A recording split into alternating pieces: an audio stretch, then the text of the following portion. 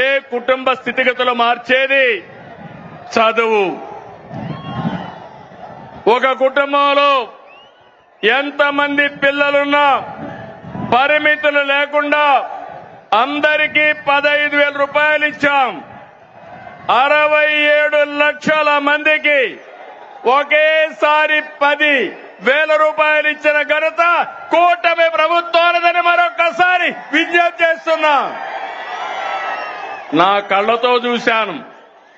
ఒక తల్లి వచ్చి నాకు 7 మంది పిల్లలున్నారు, 7 మందికి 10,000 15,000 ఇచ్చారంటే దానికంటే సంతోషం ఏముంటుంది తమ్ముళ్ళు? మీరే చెప్పమని అడుగుతున్నా.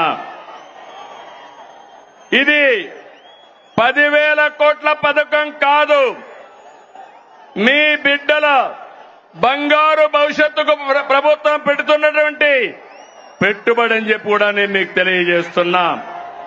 తల్లుల నమ్మకాన్ని నిలబెట్టాం కాబట్టి తల్లికి వందనం ఏంటి తమ్ముళ్ళు? సూపర్ హిట్ అవునా కాదా?